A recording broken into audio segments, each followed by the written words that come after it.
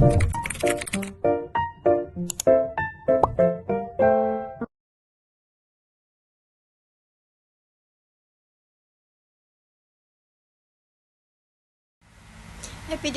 penyakit menular flu burung di Indonesia. Jika dilihat dari segi orang, terdapat 112 korban meninggal akibat flu burung per Juli tahun 2008.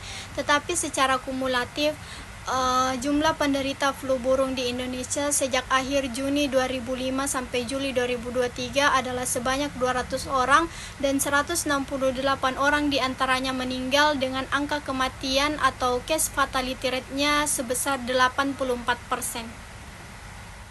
Kemudian dari segi tempat, flu burung mewabah di 31 provinsi dan 293 kabupaten atau kota di Indonesia yang telah terjangkit virus flu burung atau avian influenza tipe H5N1 dengan serangan terberat di Jawa, menyusul Sumatera, Bali, dan Sulawesi Selatan. Sehingga Indonesia menjadi fokus para peneliti dunia karena sistem pemeliharaan unggas yang belum tertata. Dari segi waktu, kasus pertama flu burung pada manusia di Indonesia dilaporkan pada tahun 2005 yang kemudian ditemukan kembali kasus tersebut pada tahun 2008. Hingga saat ini, virus flu burung atau avian influenza masih bersirkulasi atau masih aktif dan menyebar di Indonesia. Flu burung atau avian influenza merupakan penyakit virus menular yang secara endemik tersebar di Indonesia. Virus ini memiliki kemampuan untuk menyerang berbagai jenis unggas peliharaan termasuk kalkun, ayam, burung puyuh, angsa, dan bebek. Jenis unggas seperti bebek sering dianggap sebagai reservoir bagi berbagai subtipe virus avian influenza yang mengandung hemaglutinin dan neuraminidase. Flu burung adalah infeksi yang disebabkan oleh virus influenza tipe A subtipe H5N1 yang pada umumnya menyerang unggas seperti burung dan ayam. Selanjutnya, etiologi. Avian influenza disebabkan oleh virus influenza tipe A yang berasal dari unggas. Penetapan diagnosa didasarkan pada gejala klinis dan pemeriksaan laboratorium seperti PCR. Virus ini memiliki reservoir luas di antara burung dan unggas. Virus ini memiliki sifat bisa bertahan lama dalam lingkungan yang dingin, misalnya mampu bertahan hidup selama 4 hari dalam air pada suhu 20 derajat Celcius. Oke, selanjutnya adalah manifestasi klinis yang terdiri dari 4 fase. Yang fase pertama itu fase inkubasi virus influenza A atau H5N1 yang berlangsung selama 48-72 jam. Di mana durasi ini menjadi salah satu masalah karena periode inkubasi yang singkat mempersulit respon imun tubuh untuk melawan infeksi dengan cepat.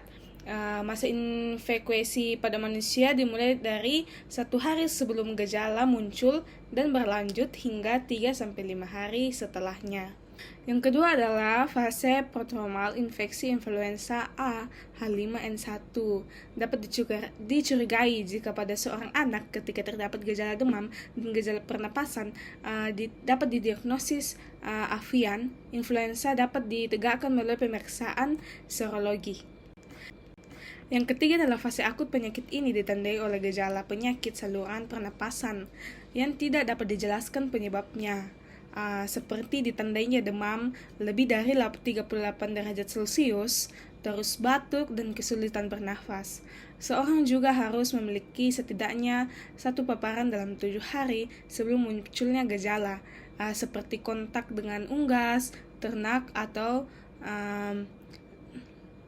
lingkungan yang terkontaminasi oleh unggas dalam wilayah yang dicurigai. Yang terakhir adalah pada fase konvalensi, perawatan memperhatikan oksigen dan hidrasi pasien. Oksigen diberikan jika ada kesulitan bernafas dengan tujuan mempertahankan saturasi oksigen di atas 90%. Hidrasi dapat dilakukan melalui cairan parental dan memperbanyak minuman. Penularan flu burung biasanya terjadi dari unggas ke manusia. Unggas yang terkontaminasi mengeluarkan virus melalui air liur, bulu, dan kotoran. Lingkungan yang terkontaminasi biasanya di kandang dan di air. Faktor yang meningkatkan resiko terjadinya flu burung ini karena manusia bekerja dengan unggas, manusia tinggal di dekat unggas, dan sistem kekebalan tubuh yang lemah. Virus ini masuk ke dalam tubuh manusia melalui saluran pernafasan. Yaitu upaya pencegahan dan pengendalian. Angka kematian akibat avian influenza tetap tinggi, sehingga langkah-langkah pencegahan sangat penting. Pencegahan termasuk menghindari kontak dengan unggas terinfeksi, memberikan obat profilaksis, dan melakukan vaksinasi. Untuk mencegah penularan, hindari kontak dengan bahan terkontaminasi, tangani tinja dengan benar, cuci peralatan dengan disinfektan, dan pastikan daging ayam dimasak hingga suhu 80 derajat Celcius dan telur hingga suhu 64 derajat Celcius. Upaya pengendalian melibatkan pemusnahan unggas selama wabah, isolasi individu yang terinfeksi, pelacakan sumber penularan, dan pembatasan perjalanan serta penutupan tempat publik. Anak-anak yang terpapar perlu mendapatkan profilaksis dengan pemberian oseltamivir selama 10 hari. Vaksinasi direkomendasikan sebagai pencegahan dimulai dari usia 6 bulan dengan dosis yang sesuai dengan usianya. Selanjutnya, kesimpulan. Flu burung disebabkan oleh virus influenza tipe A subtipe H5N1 merupakan penyakit zoonosis yang sangat serius yang dapat menular dari unggas ke manusia dengan potensi kematian yang sangat tinggi atau CFR yang sangat tinggi. Meskipun di Indonesia kasusnya mengalami penurunan dari tahun ke tahun, kewaspadaan tetap perlu dilakukan. Pencegahan dapat dilakukan dengan menghindari kontak dengan unggas yang terinfeksi, melakukan vaksinasi, dan meningkatkan kesadaran masyarakat melalui promosi kesehatan. Surveillance penyakit dapat dilakukan melalui penguatan sistem kesehatan, dan kerjasama internasional dapat dilakukan dalam menangani flu burung.